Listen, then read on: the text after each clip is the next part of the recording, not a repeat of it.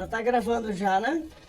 Muito bem, senhoras e senhores, começando mais um Conversa Bruta, o podcast que você já sabe, o politicamente correto chora embaixo da cama, em posição fetal e a mãe não vê.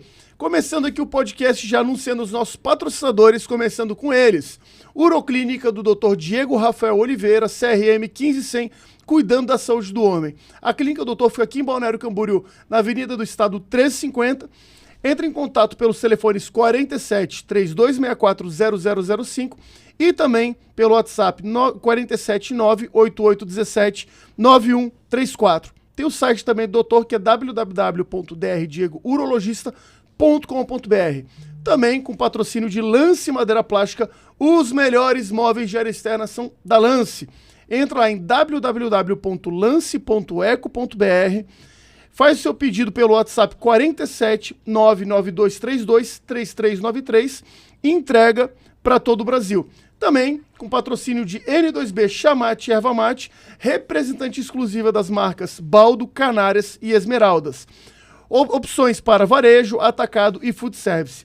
Erva Mate, Chamate em sachê para infusão e chamate gelado. Conheça melhor os produtos acessando www.n2bcomercial.com.br e coloque os produtos da N2B no seu negócio. E também contando com o apoio de Açaí Insano, o melhor e mais recheado açaí da região. Faz seu pedido pelo WhatsApp 47 99174 9778 e entrega para Balneário Camboriú e Camboriú. E também correndo aqui, se você quiser contribuir, o Pix do programa é pix.mdbc@hotmail.com. Sem mais delongas, eu queria convidar aqui esse não sei nem como é que eu trato, cara, porque eu tô aqui hoje com o Procurador-Geral do Estado, Márcio Vicari. Cara, primeiro, eu tô muito feliz pela tua presença aqui no programa, né? E eu queria, na verdade, dizer o seguinte, cara, que geralmente no programa a gente faz o brinde da cachaça misteriosa. Hoje, eu não vou te colocar para tomar cachaça, mas vou colocar você para tomar um muito bom vinho. Obrigado. Tá? Então, para a gente poder começar Obrigado, o nosso programa, né? Então, já deixa até eu servir aqui. Eu não sei como é que você gosta, né? Acho que tá bom aqui, tá, né? Tá excelente, tá então, muito bom. Obrigado. Perfeito, né? Vou pegar um aqui também para a gente fazer o brinde e começar o nosso programa, que aqui já é uma tradição no Conversa Bruta fazer o brinde. Então, vamos lá. Saúde. Agora, saúde. Márcio, vamos lá. Começando o podcast, te pergunto uma coisa. Quais são as suas credenciais? Bem, quais são as minhas credenciais? Eu sou um advogado aqui de Santa Catarina, 30 anos de advocacia, mais 4 anos de estágio como estagiário em escritório, então 34 anos lidando com o direito em tribunais.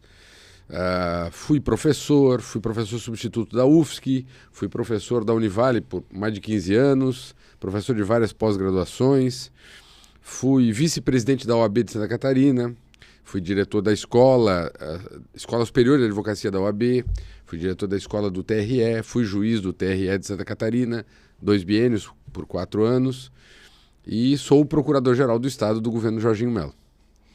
Agora, como é que foi a tua caminhada dentro dessa... Eu não gosto muito de falar muito sobre questão política, mas eu acho que é importante só dar uma pincelada nisso.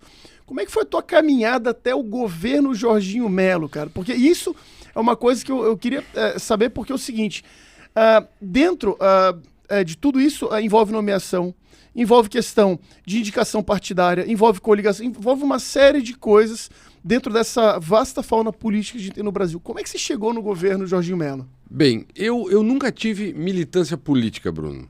Eu sou filho de juiz, meu pai é juiz de carreira. Então, em casa, o que a gente ouvia era o seguinte, olha, vocês não podem se manifestar na rua se vocês são favoráveis a isso ou aquilo. O meu pai é juiz de uma outra época, né, da magistratura, em que juiz não falava fora do processo, em que juiz não dava opinião, em que juiz trabalhava no processo, no fórum, julgando os processos e as causas lá. Então, assim, a gente foi, durante muito tempo, treinado, assim, para, claro, cada um ter a sua opinião política, mas não expressar isso fora de casa. Porque ele sempre dizia, as pessoas na cidade, a gente morava em cidades pequenas, foi mudando de cidade, as pessoas na cidade tem que saber apenas como é que eu julgo os processos. Não tem que saber as minhas opiniões para não fazer ou ilações ou preconceitos, né? Então eu nunca tive militância política partidária, embora sempre tivesse uma opinião. Por exemplo, quando eu entrei na faculdade de Direito, quando eu passei no vestibular, naquela época havia poucas faculdades de Direito. Quando eu passei em 1989 no vestibular, e não havia tantas quanto hoje. Então eu morava em Florianópolis já, e na verdade eu morava em São José. E havia 2 faculdades de Direito. Quem quisesse fazer Direito naquela época tinha a UFSC, ou em Itajaí a antiga FEPEV, que depois virou Univale, que muita gente fazia esse trecho, né? Então eu fiz o vestibular para a UFSC, passei e comecei em março de 1989 o curso.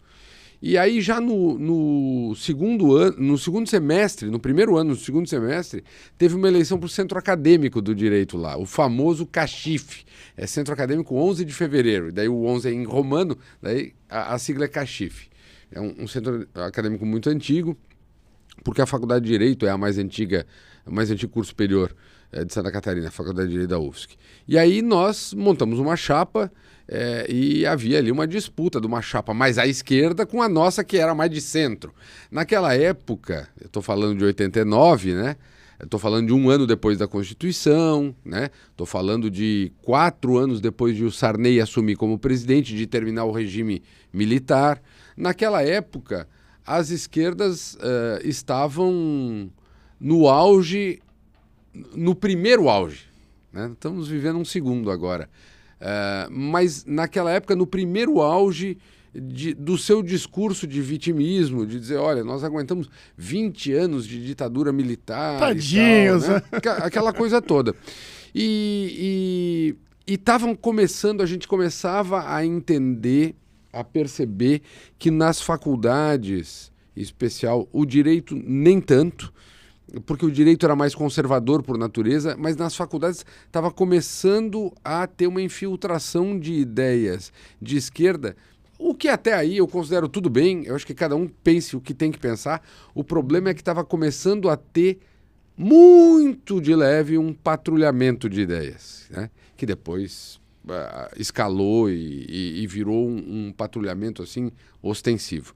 Mas naquela época era uma coisa suave, mas que começava a mostrar assim as suas garras.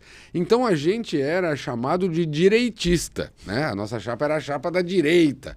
Onde é que já se viu a direita querer tomar um centro acadêmico, que era sempre o locus da esquerda, e foi durante todo o período também do governo militar. E nós ganhamos a eleição. Aí fiquei lá por 1 ano no centro acadêmico, mas depois eu não fiquei mais militando na militância estudantil, até porque eu vi que, por exemplo, o DCE, o Diretório Central dos Estudantes da UFSC, tinha um viés claro de esquerda. Então, às vezes marcavam lá assembleias, né? Então as assembleias eram marcadas, eu estudava de manhã, o direito era de manhã ou à noite, eu fazia de manhã. Marcavam as assembleias lá para 11h30, né? Aí já tinha que sair um pouco antes do fim da aula e tal, mas tudo bem. Aí tu ia para a assembleia lá do DCE. Aí começavam os discursos, 11h30, 11h45, 11h50, meio-dia e 10. Pô, tem que ir embora, eu tenho que almoçar, depois eu fazia estágio no escritório, eu tenho que trabalhar. E as votações eram todas depois. Aí quando eu entendi o sistema, eu digo, não vou nem mais participar disso aí, né? Então assim, eu não tive militância política, a não ser isso.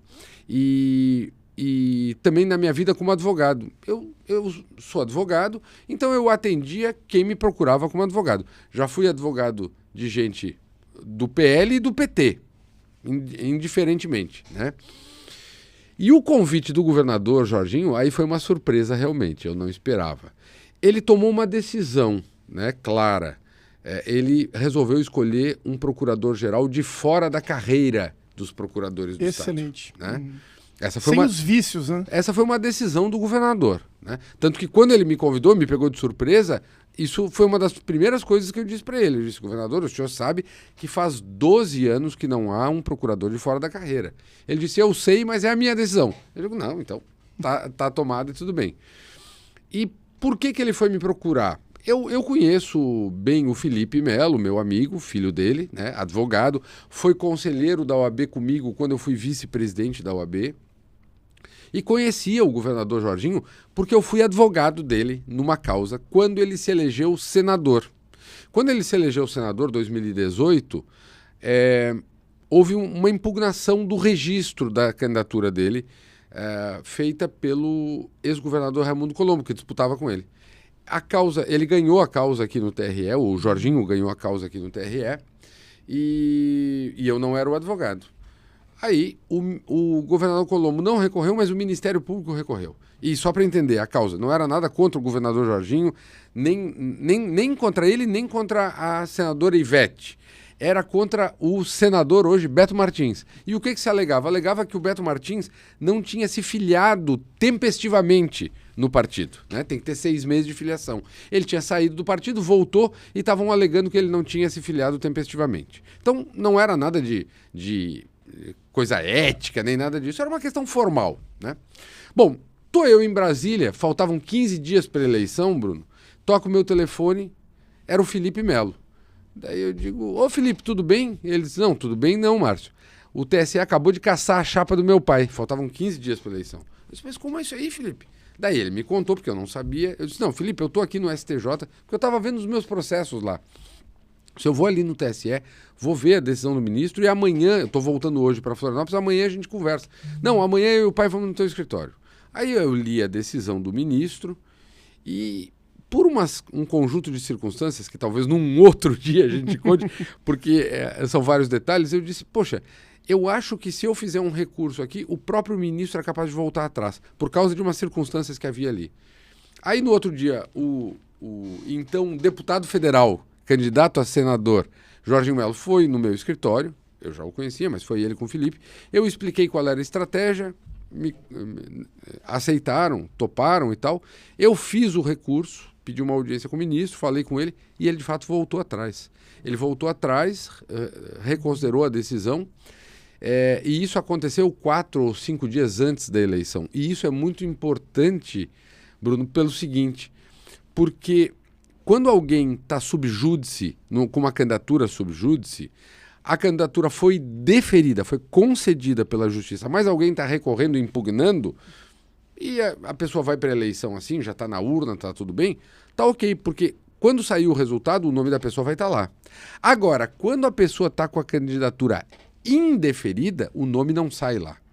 Então, se não tivéssemos conseguido reverter essa decisão faltando 4 dias para a eleição, ia aparecer o nome do senador Espiridião Amin como eleito e não ia aparecer o nome do senador Jorginho, do então senador. Ele não ia aparecer, só ia aparecer depois, né? Então isso foi muito importante. Aí deu tudo certo, como nós sabemos, ele se elegeu senador. E nesses 4 anos de mandato dele, eu tive contato algumas vezes com ele. Me lembro que a primeira visita que eu fiz ao gabinete dele no Senado foi com a deputada Caroline Detoni. Eu estava em Brasília, fui fazer uma visita para a deputada Caroline no gabinete dela, e aí conversamos e tal, e ela disse, mas o Jorginho deve estar aí, vamos ali fazer uma visita para ele. Aí nós fomos nós dois lá, estava o então senador Jorginho e o Felipe e tal. Então eu tive alguns contatos com ele, mas realmente não esperava que ele me convidasse para ser procurador-geral. Foi uma surpresa para mim. Cara, que bacana. Eu queria voltar um pouco, que você falou sobre toda a questão que envolve a ocupação, né, de espaço, né, principalmente da militância, né, da esquerda dentro das universidades. Porque eles colocam, você citou um negócio muito interessante, que colocavam justamente a votação para a parte da tarde, porque geralmente a pessoa, o cidadão comum, eu não vou falar direito, eu vou falar o cidadão comum mesmo, né? O cara que está lá ralando, batalhando, ele tem os seus compromissos, e por subsequência, ele não vai ter tempo de largar ali um estágio, como no teu caso, ou um trabalho, para poder ir lá, por exemplo, votar numa questão de chapa. Então, as próprias regras do jogo, elas acabam ficando na mão deles, né?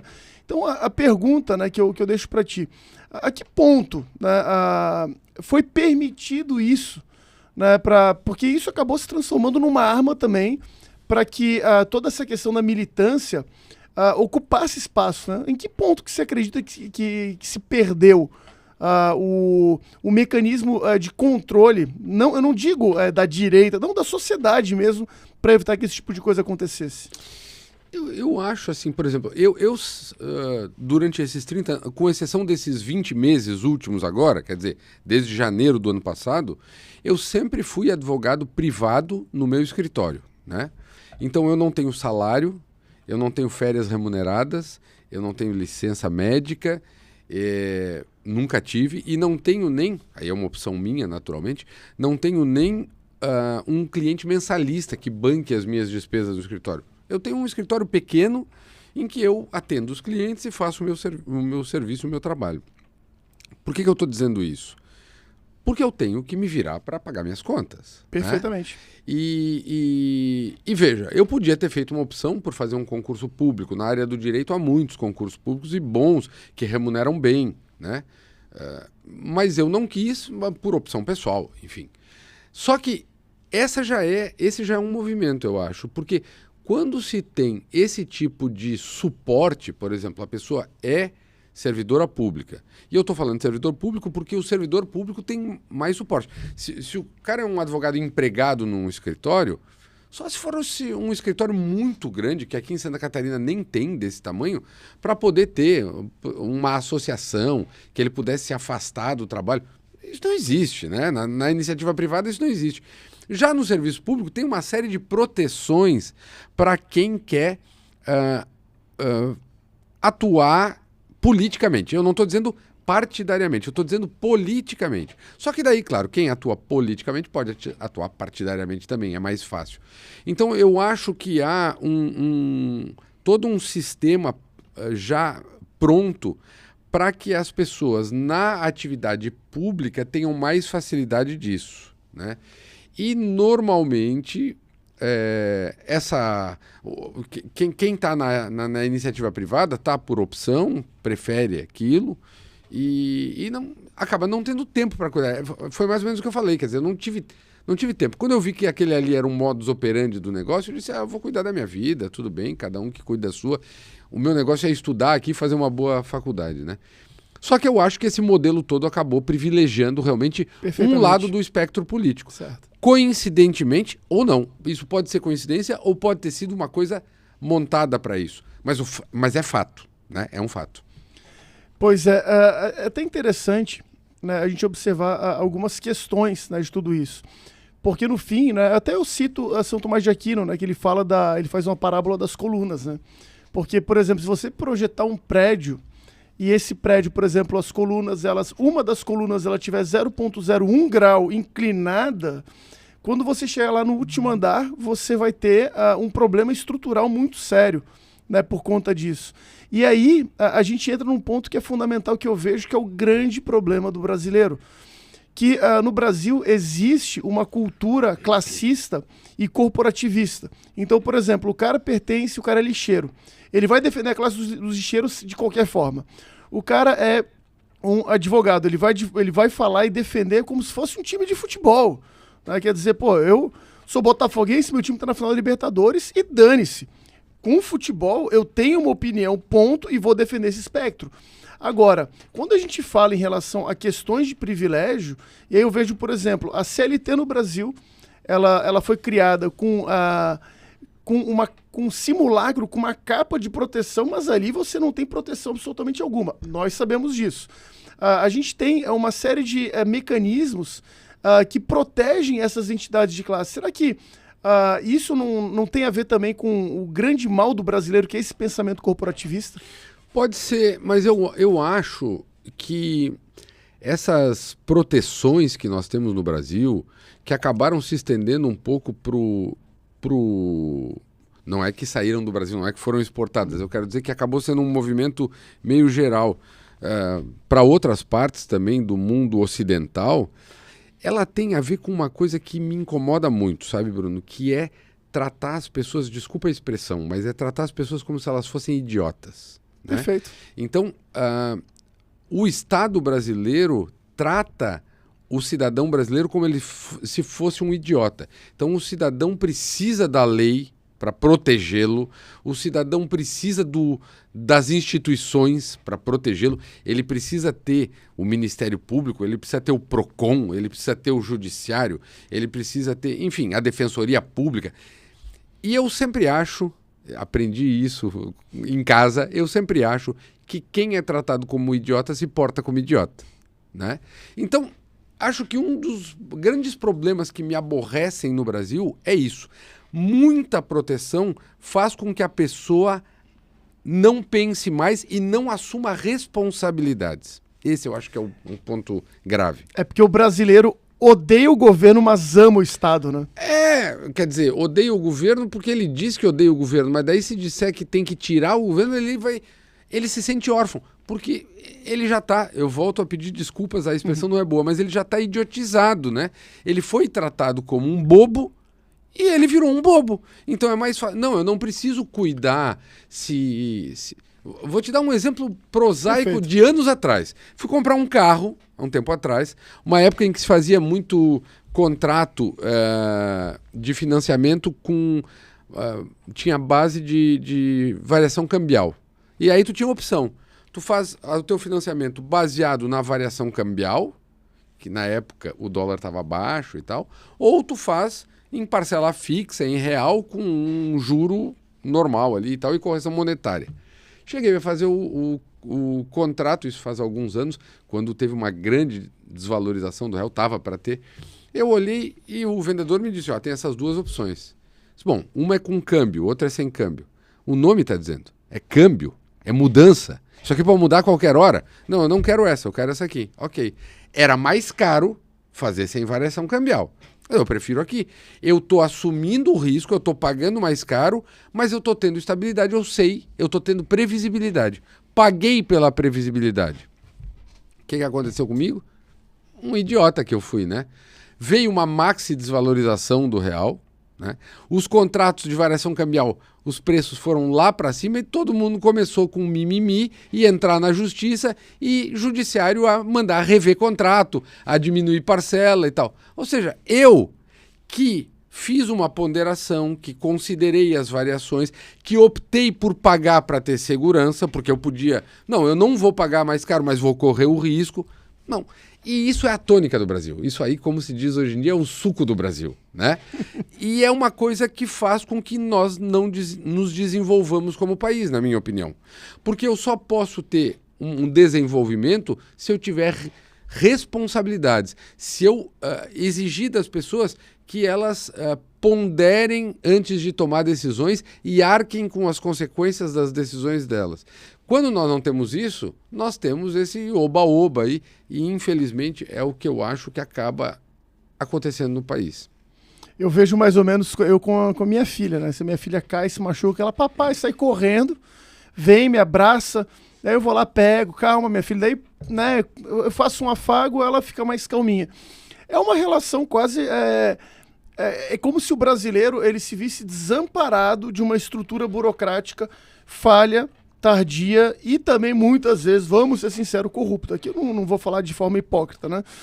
Porque, na verdade, criou-se uma mentalidade de dependência total dessa estrutura também, né? Exatamente. As pessoas, por isso que eu digo, as pessoas estão acreditando que elas precisam disso.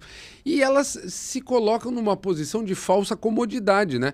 Não, eu não preciso avaliar se o alimento que eu estou comendo é bom, porque tem um órgão do Estado que está fiscalizando para mim. E tá botando um selinho lá.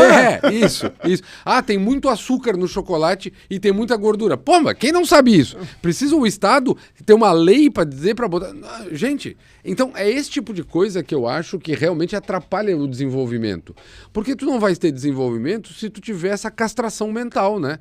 Que, não, eu não vou tomar a iniciativa de refletir, porque o Estado vai fazer isso aí por mim. Não dá. É o que o filósofo inglês John Stuart Mill falava, que o Estado não pode intervir na vida das pessoas nem sequer para o seu próprio bem. Porque, por exemplo, eu vou citar uma coisa, né? Começou com aquela coisa seguinte, né? Cigarro. Quando era permitida a questão... E eu não fumo, tá? Enfim, acho que é interessante a gente ponderar isso, né? Não estou aqui fazendo lobby favorável ao cigarro, pelo amor de Deus, tá, gente? Mas o que acontece, né? Quando existia, por exemplo, a indústria do cigarro, existiam eventos como o Free Jazz Festival, existia o Hollywood Rock, tinha patrocínio esportivo, Fórmula 1 e tudo mais. De repente chega o Estado e fala o seguinte, cara, cigarro faz mal. Pessoal, vamos proibir isso, não sei o quê, tal, vai ter que vir na carteira de cigarro, tá aqui, ó. né, uma foto de um cadáver lá, porque o cara fumou a vida inteira, embora aquelas fotos eles sejam todas manipuladas. E aí as pessoas começam a pensar o seguinte, caraca, é verdade. Pô, vocês são bonzinhos, bacana, valeu. Se não fosse essa informação, eu não saberia. Só que terminou com o quê? Terminou com o ano de 2020, tudo aquilo que a gente viu, e logo em seguida, pro seu bem, o Estado que falou lá atrás que o cigarro fazia mal, agora, pro seu bem, tá mandando você inocular um remedinho no teu braço e sair por aí andando de máscara. No fim, achar que o Estado é bom acaba acarretando consequências ainda mais sérias para a sociedade. O problema é sempre, eu acho que é sempre o limite, né? O problema é o limite das coisas. Em relação ao cigarro, por exemplo, eu tenho uma posição até diferente desses muito liberais que dizem, não, o Estado não pode se meter nisso, eu fumo... Tudo bem, eu concordo com isso. A pessoa fuma se quiser. Mas tem dois aspectos aí que eu acho importantes. Primeiro, ela fuma se ela quiser, mas não num ambiente fechado em que eu tô. Perfeitamente. Tá? Eu não sou obrigado a fumar. Então, esse aspecto é o primeiro aspecto importante. Ah, não, eu estou exercendo a minha liberdade, eu vou fumar... Não. Tudo bem, então vai na rua e fuma. Mas eu não posso estar fechado num avião, como acontecia. Anos 80 era isso. Dentro do elevador, o cara fumando. Não dá. Segundo aspecto, é um aspecto que, de certa maneira, justifica também, Bruno, e eu confesso que eu reflito sobre isso de tempos em tempos, e já variei o meu pensamento, mas hoje eu continuo pensando desse modo, que é o modo que por mais tempo eu pensei. Por que eu vou proibir? Por que o Estado vai proibir a droga, né? As drogas em geral? Se afinal de contas a pessoa está usando sozinha e... Não, mas é porque dali decorrem consequências. No caso das drogas psicotrópicas, consequências bem mais graves, porque a pessoa perde a consciência e ela começa a fazer coisas que podem atingir terceiros num estado que, se ela tivesse sem ter utilizado a droga, ela não faria. Perfeito. Mas, segundo, tem um aspecto importante, sim, do ponto de vista econômico, né? Por que eu tenho que pagar SUS para o cara se tratar se aquilo ali que ele fez, ele devia ter consciência? Então, assim, se eu sou um milionário e eu fumo, e depois, se tiver algum problema, eu vou pagar o meu tratamento médico, tudo bem. Mas se eu tô lá fumando e eu vou estragar a minha saúde, e depois todos nós vamos ter que reparar o troço que foi causado a ele por algo que ele sabia que podia fazer mal, mas ele estava... Isso eu não acho justo também, entendeu? Então eu não acho justo impor a todos os ônus do hedonismo de um, né? É mais ou menos isso. Então, eu acho que, volto a dizer, eu acho que tudo está no limite. Os romanos diziam que em modus in rebus, há modos nas coisas, tem que ter limites nas coisas, né? In medio consistit virtus, dizia Aristóteles. A virtude está no meio. E eu sou muito assim, eu acho que os limites têm que ser muito cuidados. Acho que o Estado tem que ter alguma participação de controle mínimo de algumas coisas, mas o problema é o excesso. E nós hoje vivemos, e não é no Brasil, né? É no mundo ocidental, um excesso de limites na vida privada e na liberdade das pessoas, imposto para a sua segurança, né? Que não dá para aceitar. Porque eu acredito que o conceito de liberdade, ele precisa ser entendido da seguinte forma. A liberdade, ela precisa ser para fazer o bem. A gente precisa estipular um ponto fundamental, né? Questão, por exemplo, da legalização de drogas. Do ponto de vista hedonista, que a esquerda prega, ok, só que aí entra uma questão importante. Essas psicotrópicas, elas acabam entrando num ponto que acaba transformando, gerando um rompimento de tecido social também, né? Sim. Você tem a família, você tem ali o círculo social. Essa pessoa começa a usar, ela não está fazendo mal só para ela. Ela está começando a dar problema para os irmãos, para os pais, para os amigos, para a família, para as pessoas com que ela trabalha. Para o trabalho, para o círculo de trabalho, é verdade. E aí você cai num outro ponto, né? Que essa pessoa acaba se transformando, por exemplo, num agente que vai acabar dependendo do Estado de algum ponto, pelo assistencialismo, até mesmo por um CAPS da vida, desculpa, CAPS não, por esse serviço de atendimento. E quando fala depender do Estado, é depender da gente, né? Quer dizer, eu vou ter que pagar pelo hedonismo do sujeito, né? E aí não, né? Aí não. Então, mesmo o liberal mais radical que diz assim, não, o cara faz o que ele quer, o Estado não pode interferir. Não, o Estado tem que interferir para proteger a mim, que não tenho nada a ver com o hedonismo do sujeito, entendeu? Aí sim, aí eu acho que faz algum sentido essa limitação, que vale para o cigarro e vale para a droga psicotrópica, embora no psicotrópico tenha esse problema de alterar a capacidade cognitiva da pessoa, né? Porque eu acho interessante, sabe o que, cara? O cara vai lá, chega, pô, aí, ó, vocês estão tomando vinho? Pô, o vinho também faz mal, mas aqui, ó, você quer saber o que faz mal também? Não, vinho é alimento. Não, cara, pô, o vinho, cara, simboliza o primeiro milagre de Cristo, meu irmão. Vinho é alimento. Entendeu? Eu tenho uma irmã médica que mora na Europa já há quase 20 anos. Ela morou durante 8 anos em Portugal e mora já há 8, quase isso, 8 e 8, ela mora na Espanha. E ela é médica brasileira, formada aqui no Brasil, tem registro de médica aqui, mas validou o diploma em Portugal, na Espanha e na França. Então ela é médica nos 4 países. E ela mora em Bilbao, que é perto da divisa com a França. País Basco, né? País Basco. E tem uma cidade ali próxima, na França, que tem uma clínica em que ela opera de vez em quando. Ela disse que as primeiras vezes que ela foi operar na França, ela ficou impressionada porque estavam no hospital, né? Aí, intervalo do almoço, os médicos iam almoçar, cada um pegava o seu pratinho e a sua taça de vinho. Tomava o vinho e depois do almoço ia operar, depois de tomar o vinho. Então, assim, é outra relação. O vinho, para o italiano, para o francês, para o espanhol, para o português, tem outra relação. É um alimento, realmente, né? Eles não veem isso aqui como uma bebida de diversão, né? Até pode ser, mas, assim, é uma outra relação, realmente. Até porque eu nunca vi nenhum mendigo subir em poste para roubar fio, por exemplo, né? Para dizer, porra, eu queria tomar um DVKT. Você não vê isso, né? Então, o vinho, ele acaba fazendo parte... Ele tem um ingrediente histórico, tem um ingrediente cultural, né?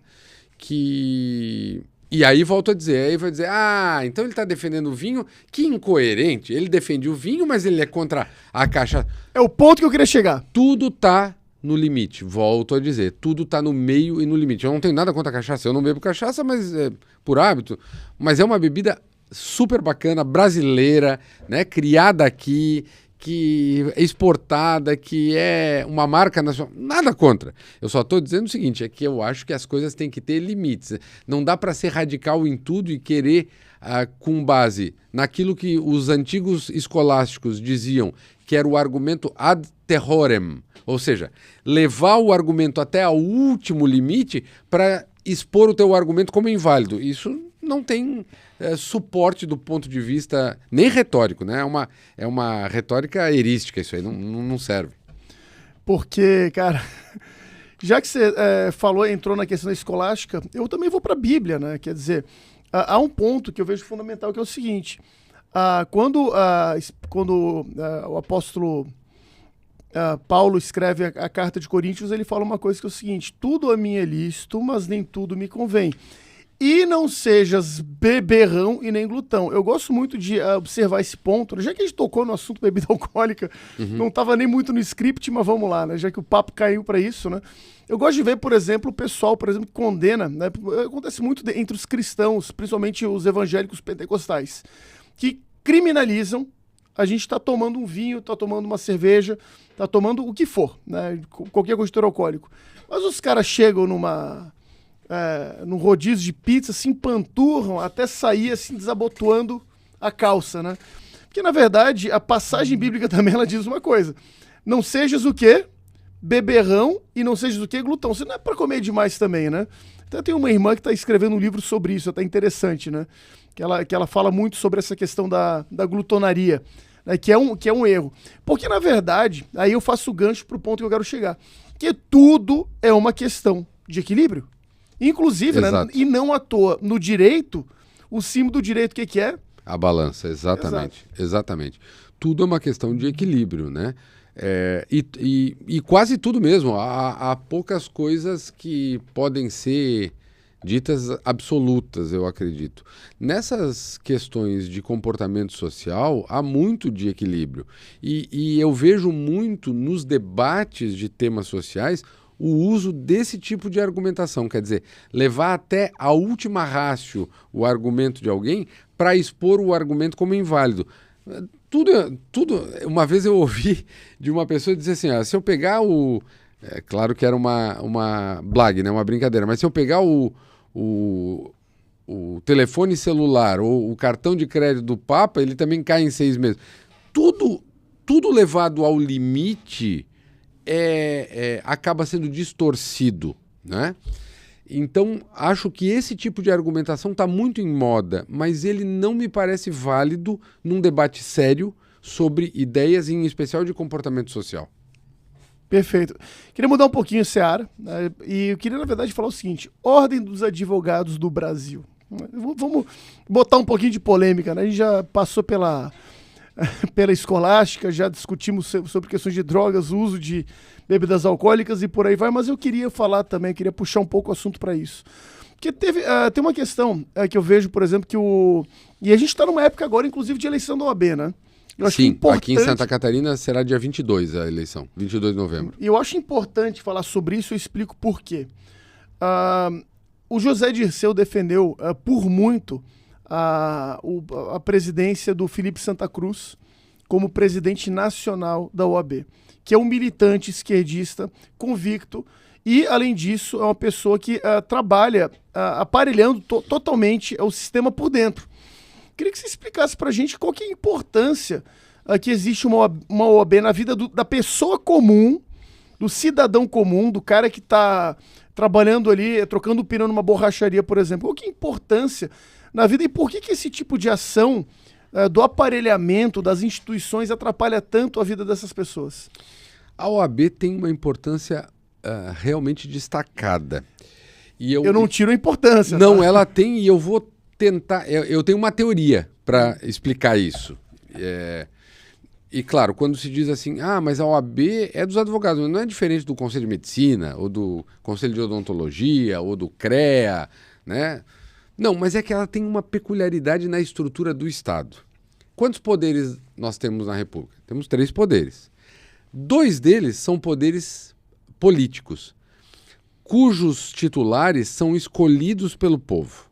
E a Constituição diz que o poder emana do povo, que exerce diretamente ou por meio de representantes. Então, no Poder Executivo e no Poder Legislativo, nós temos uma validação do exercício do poder por meio do detentor dele, diretamente por meio da eleição. Mas existe um terceiro poder, que é o Poder Judiciário, que não é validado nas urnas, né? Ele é um poder técnico, ele não é validado nas urnas. Eu não sou favorável à eleição para juízes. É uma experiência que poucos países têm. E fora os Estados Unidos, em nenhum outro deu certo, né? Não sou favorável à eleição para juiz. Eu acho que é um poder técnico e, portanto, a seleção tem que ser técnica mesmo. Agora, como as pessoas dialogam com o executivo e com o legislativo? Na eleição. O povo dialoga na eleição, diz, não te quero mais, estavam agindo assim, eu não... Agora a gente viu isso nos Estados Unidos, o governo está indo assim, está adotando pautas assim, nós não queremos isso aqui, né? O povo deu o recado nas urnas e ele faz mesmo, com todas as distorções eventuais do sistema eleitoral. E o judiciário, como é que ele dialoga com o povo? Só há um modo, ou melhor, só há um caminho. Ele dialoga por intermédio das pessoas que levam as demandas para eles. E quem leva as demandas para eles? Os advogados. Então a OAB tem um papel realmente importante. Os advogados têm, não é a OAB, mas os advogados têm um papel estrutural do Estado importante.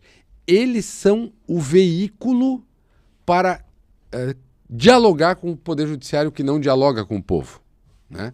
Então, esse é um aspecto muito importante. E eu digo isso para os meus amigos médicos, dentistas. Não é que nós sejamos melhores que você, não somos, né? Eu, quando tenho dor de dente, eu quero um dentista mesmo, e pronto. Eu só estou dizendo que, no ponto de vista da estrutura estatal, os advogados têm um papel diferenciado, realmente. No Brasil, em particular. Né? Estados Unidos é um pouco diferente, por exemplo, porque aí lá eles têm uma OAB, não, eles têm a American Bar Association, mas é diferente da nossa, porque, por exemplo, o credenciamento do advogado é feito pelo tribunal, não é feito pela OAB. Para teres uma ideia, Bruno, quando o Bill Clinton deixou a presidência dos Estados Unidos, e o Bill Clinton é advogado, era um advogado famoso antes de se tornar presidente, ele saiu da presidência e pediu à Suprema Corte Americana o seu credenciamento para poder advogar perante a Suprema Corte Americana, porque é assim que funciona lá. E isso até é pouco divulgado. A Suprema Corte negou o credenciamento ao Bill Clinton. E negou por quê? Porque ele tinha cometido perjúrio no caso do crime de impeachment da Monica Lewinsky, lá do episódio com a Monica Lewinsky. Ele mentiu no depoimento dele. E a Suprema Corte Americana não admitiu isso e negou credenciamento para um ex-presidente advogar perante a Suprema Corte. Então, quer dizer, aqui nós vimos esses tempos atrás, um ministro do Supremo Tribunal Federal que se aposentou e recebeu a carteira em dias, numa cerimônia privada. Né? É totalmente diferente. Então, a OAB tem essa importância. Agora, eu reputo, Bruno, que o maior problema da OAB hoje é um problema estrutural que vem da lei que trata da OAB, que é o Estatuto da OAB de 94. Né? Antes tinha um Estatuto de 65, que vigorou até 94. E por que essa lei está errada? Por que essa lei é inconstitucional? Essa lei é inconstitucional porque ela não permite manifestações das minorias dentro da OAB. As minorias fazem parte do extrato político. Não é?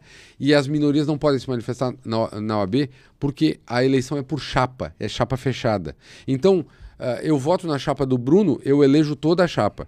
Imagina que nós vamos votar numa eleição normal, eu voto no número 1, 2 ou 3, eu voto no 2. Então eu escolho o governador ou o Bruno. Mas junto com isso eu escolho toda a Assembleia Legislativa, toda a bancada do Senado, tudo junto, tudo faz parte da tua chapa. Uhum. Ou seja, os 40 deputados da Assembleia são os teus amigos. Não tem nenhum para dizer assim, ó, o Bruno está fazendo errado. Isso é a OAB hoje, por conta do modelo eleitoral que está na lei. Isso precisa ser mudado para ontem, e é inconstitucional. O Supremo já disse em várias outras ocasiões, não para a OAB, obviamente, mas em várias outras ocasiões, que um sistema eleitoral que não dá espaço para a minoria é inconstitucional. Aí eu vou fazer a pergunta que você que está mexendo gostaria de fazer para ele. E por que não muda? Porque o lobby é muito forte. O lobby, e eu estou usando aqui a expressão lobby num sentido não ruim da palavra. É porque o lobby não é negativo, ele é necessário exato, que exista, exato, lógico. Exatamente. Mas eu digo, o lobby da OAB é muito forte no Congresso. Veja, essa é uma mudança que poderia ser feita pelo Congresso, é uma lei ordinária, não é nem uma lei complementar, não é uma emenda constitucional, é uma lei, uma simples lei ordinária, né?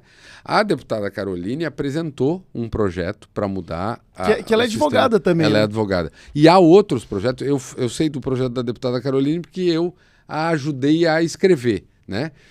Que mudaria uma série de coisas. Por exemplo, o Conselho Federal da OAB, que é o órgão máximo da OAB, que representa a OAB nacionalmente, que dá as diretrizes do exercício da profissão, ele é formado por 3 conselheiros federais por estado, que nem o Senado. Tá? Só que no Congresso tem o Senado e tem a Câmara. A Câmara é proporcional. Na OAB, não. Na OAB, o Acre tem 3 conselheiros e São Paulo tem 3 conselheiros. Ah, por que está falando do Acre? Porque o Acre tem menos advogado que Blumenau. É só por isso. E aí ele tem a mesma representatividade no Conselho Federal do que São Paulo. Isso está errado.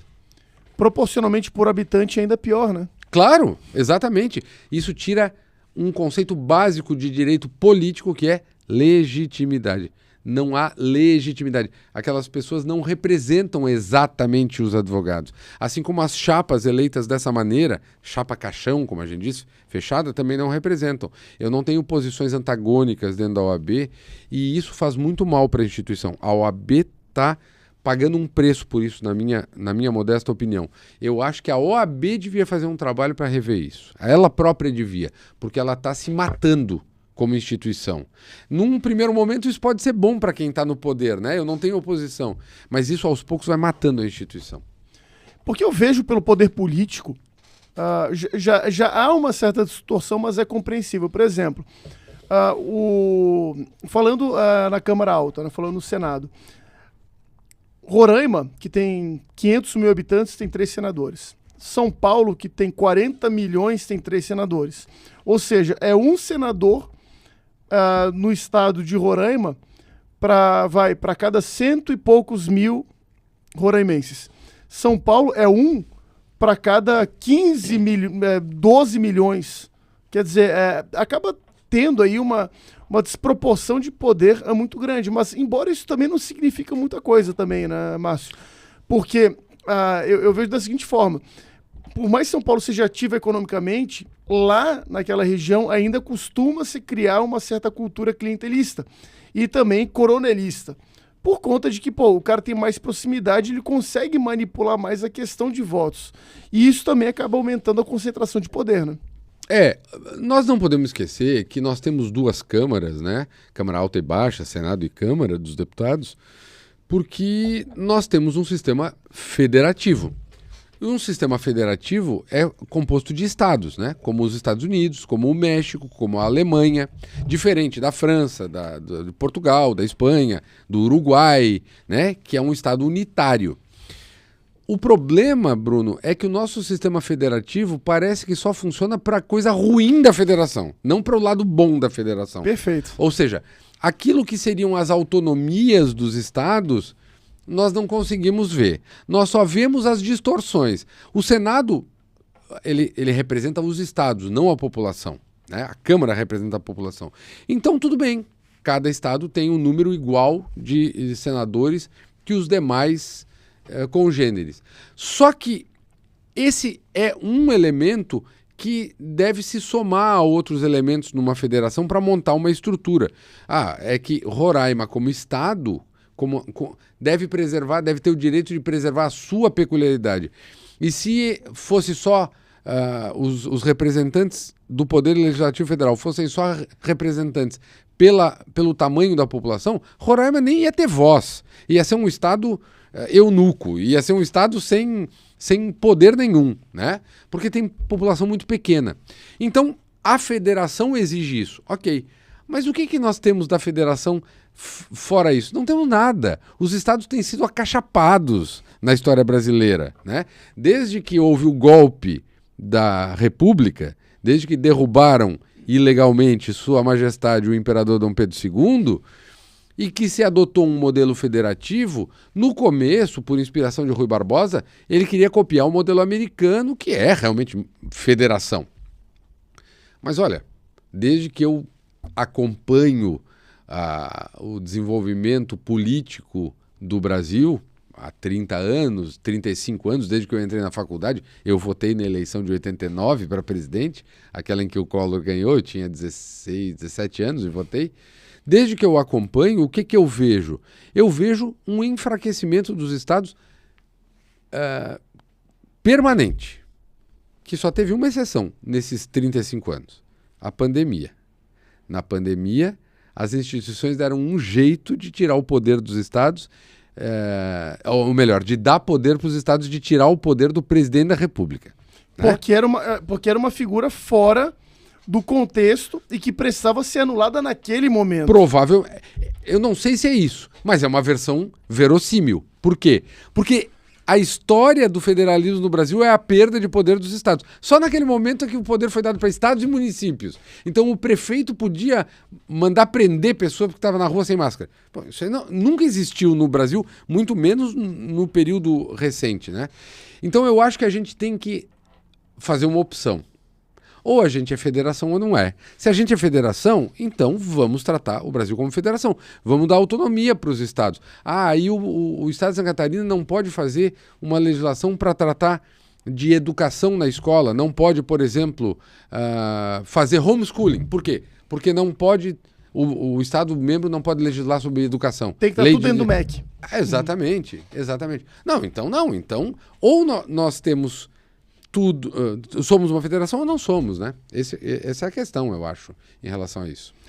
Você falou da pandemia, cara. Teve uma coisa que aconteceu que eu não esqueço até hoje, que eu evitava máscara ao máximo, né? botava no mercado e botava embaixo do queixo. Quando aparecia alguém, eu botava pra cima, né? Isso que eu fazia. Mas teve um negócio que eu achei muito interessante, que teve um dia que eu tava passeando com a minha esposa na rua, a gente não tinha nossa filha Amanda ainda, e aí a gente foi lá no mole, voltou a pé. Que voltou a pé, uma viatura parada, todo mundo de máscara na rua, menos eu e minha esposa. Daqui a pouco passa, aí o policial de máscara olha pra mim e fala assim, por que você tá sem máscara? Eu virei pra ele e falei assim, não, porque, pô, tô no ar livre, pô, não tem necessidade de usar. O senhor tem que usar porque é uma recomendação da OMS. Aí eu pensei uma coisa, pô, peraí, meu irmão, peraí, calma.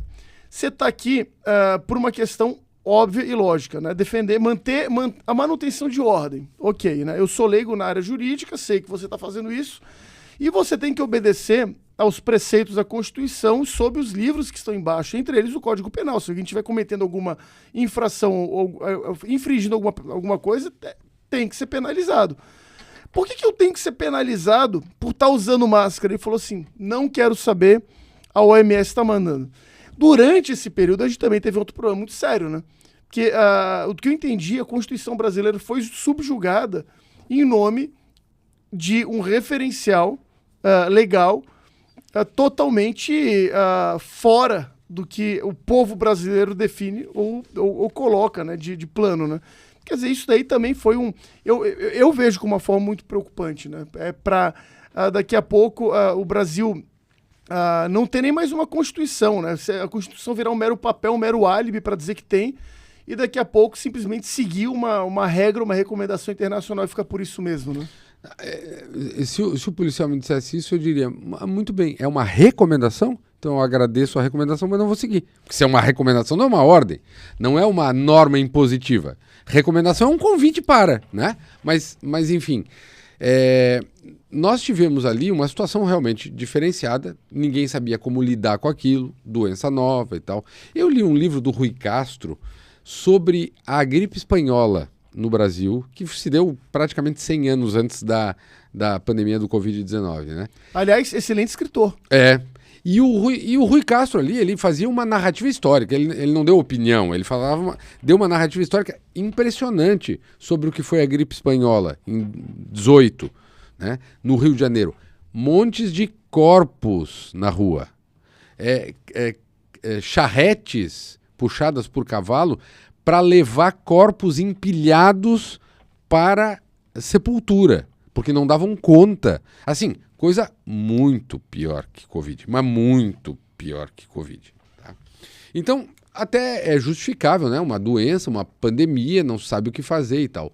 O problema é que ali, com a história do pela sua segurança, nós furamos todos os limites da juridicidade que nós tínhamos até então. Por exemplo, houve uma época que não podia passar de um estado para o outro, te lembra? Não podia sair de Santa Catarina para o Paraná. Não, nem de cidade. Nem de cidade. Montaram barricada. O prefeito Fabrício, de direita, bolsonarista, conservador, escambau a 4, fechou a cidade inteira. Era cara, eu achava que eu estava vivendo um apocalipse zumbi, velho. Pelo amor de Deus. E o que diz a Constituição? Claramente, eu me lembro que uma vez eu botei... Eu abri aspas e copiei a Constituição e fechei aspas no meu Facebook. E aí veio já, 2 ou 3 já vieram. Mas o que diz a Constituição? Eu não me lembro de cabeça exatamente do texto, mas ninguém pode ser impedido de transitar no país em tempo de paz. Ponto. Ninguém pode ser impedido, salvo guerra ou estado de sítio. Vai dizer, tá, mas é a pandemia. Então decreta o estado de sítio, caramba. Decreta o estado de defesa. Tem um remédio constitucional, mas tem a instância própria, tem o debate para isso. Não é o prefeitinho, e não estou falando de A ou B, não é o prefeitinho que não tem esse poder constitucional, ele não tem. E aí nós vamos estender o mesmo argumento do federalismo para isso. Quer dizer que a Constituição só vale quando me interessa. Quando não me interessa, daí a Constituição não vale. Não é, né? Ou ela vale, ou ela... Ah, não, eu tenho que ter...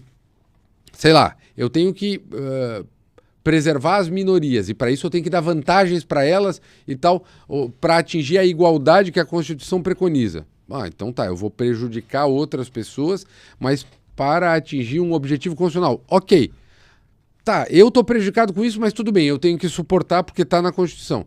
Ah, não, agora eu quero sair de Balneário Camboriú e quero ir pra São José. Tu não pode. Mas a Constituição me garante, não, mas agora a Constituição não tá valendo. Sabe? Então, assim, ou vale ou não vale. Ou tem remédios ali e instrumentos, ou não tem. E ou ela é aplicada quando eu gosto e quando eu não gosto, ou não. Senão ela não é uma Constituição.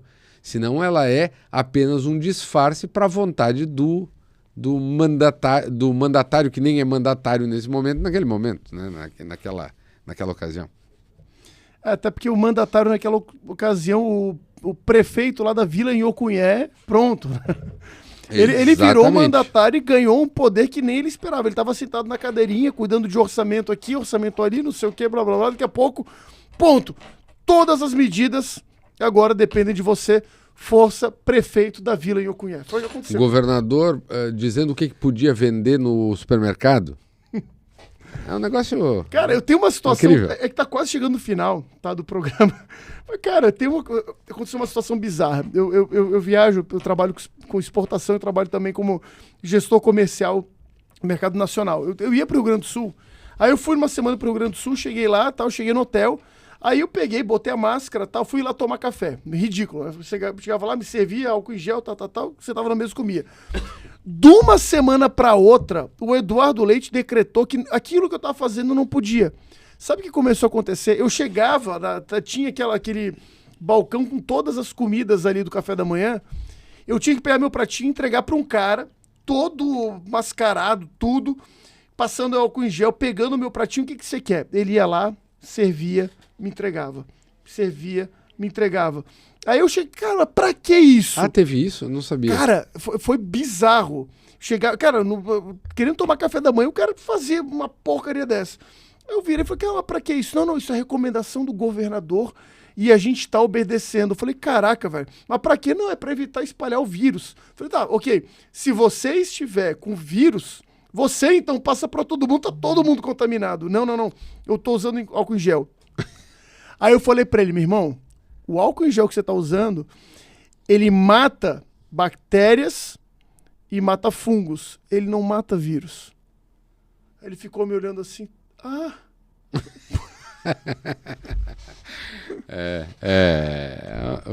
Foi um negócio assim que a gente, surreal, a gente que viveu, algum Rui Castro aí vai ter que escrever sobre isso, e claro, mas contando assim coisas realmente surreais, como o sujeito sozinho no mar, nadando lá, ou surfando, e a polícia indo tirar ele do mar, porque ele ia matar alguém lá no mar, né? Eu acho que ia passar Covid pros camarões que estavam andando na... mas o cara vai pescar o camarão, vai comer e vai pegar Covid, porra! E aí o mais assustador disso aí, a gente ri, porque é ridículo, mas o mais assustador é pensar que as pessoas se demitiram da tarefa de pensar, né? Naquele momento. Perfeitamente. Isso é, pô. Que é tu pensar 2 minutos. Ali em Florianópolis, eu moro em Florianópolis, né? Ali em Florianópolis teve um momento, 1 mês, 2, que proibiram de caminhar na Beira-Mar Norte. Que tem a calçada de caminhadas ali e a ciclovia. Pedalar não podia. E caminhar na Beira-Mar Norte não podia. Aí as pessoas caminhavam do outro lado da Beira-Mar, ali na calçada da minha casa ali, sabe? Então elas não caminhavam na Beira-Mar, caminhavam ali. Um negócio assim, rapaz, que se tu contar para uma criança de 10 anos, ele vai dizer, não, as pessoas não faziam isso. Faziam. A gente viveu esse tempo histórico. Cara, a gente tem uns 2 minutinhos, máximo, estourando. O que nesse podcast não foi dito que você gostaria de dizer? Tem alguma coisa? Não, eu acho que a gente tratou de vários temas diferentes, acho que falou de coisas importantes, acho assim que o mais importante ali disso tudo que eu falei é essa minha concepção de que as pessoas têm que ter mais responsabilidades e têm que ser tratadas com essa responsabilidade. Isso eu acho que está faltando muito para nós no Brasil. O Estado ocupa esse espaço aí, né? E isso não tá bom. Não sou contra o Estado, não sou um anarquista, nada disso. O Estado é necessário, mas não é esse ponto. Cara, Márcio, que conversa, cara. Pô, sensacional, gostei demais. Valeu, tá? obrigado. E, poxa, eu prazer, fico muito mesmo. feliz. Eu fiquei assim um pouco, eu vou confessar pra ti agora, terminando o programa, eu fiquei um pouco receoso, que eu sempre queria te trazer, porque eu te acompanho de algumas redes sociais, eu pensava, cara, como é que eu vou conseguir trazer? Através do Leonardo Mol. Então, eu queria fazer um agradecimento especial pro Leonardo Mol, né, que conseguiu fazer essa ponte para Caro poder... amigo, grande Não, amigo, Leonardo Mol. Cara, o Leonardo foi um presente, cara, de Deus, assim, pra minha vida, porque ele é um cara que esclarece muito, um cara que tá... Cara, ele pode estar com a agenda mais cheia possível. Se eu chamo ele pra conversar, se eu falo com ele, cara, ele para o que ele tá fazendo e vai lá e conversa e me atende. Assim, eu não tenho palavra pra descrever realmente, assim, é um cara muito, é um cara incrível, né? Então, eu queria, né, fazer esse Legal. agradecimento pro Mol, que eu acho importante, e também já aproveitar, agradecer os nossos patrocinadores, começando com eles, Uroclínica, do Dr. Diego Rafael Oliveira, CRM 1500, cuidando da saúde do homem. A clínica Doutor fica aqui em Balneário Camboriú, na Avenida do Estado 1350. Entre em contato pelo telefone 47 3264 0005 e também no 47 988 17 9134, esse número WhatsApp. Agenda sua consulta e entra também no site www.drdiegourologista.com.br. Também com patrocínio de Lance Madeira Plástica, os melhores móveis de área externa são da Lance. Entre em www.lance.eco.br, faz seu pedido pelo telefone 47 99232 3393, entrega para todo o Brasil. Também com patrocínio da N2B Chamate Erva Mate, representante exclusiva das marcas Baldo, Canárias e Esmeralda. Opções para varejo, atacado e food service. Erva mate, chamate sachê para infusão e chamate gelado. Para conhecer melhor sobre as operações da N2B, acesse www.n2bcomercial.com.br. E também com apoio do Ascensano, o melhor e mais recheado açaí da região. Telefone 47 99174 9778. Faz o seu pedido pelo WhatsApp e entrega para Balneário Camboriú e Camboriú. Como você sabe, rodou aqui também o nosso Pix, que é pix.mdbc@hotmail.com, para você poder contribuir com esse programa e mantê-lo no ar. Forte abraço, fique com Deus e até o próximo Conversa Bruta. Valeu! Sabe que eu esqueci uma coisa? Eu queria, na verdade, que você esclarecesse sobre o papel do procurador, mas isso a gente deixa para um próximo podcast.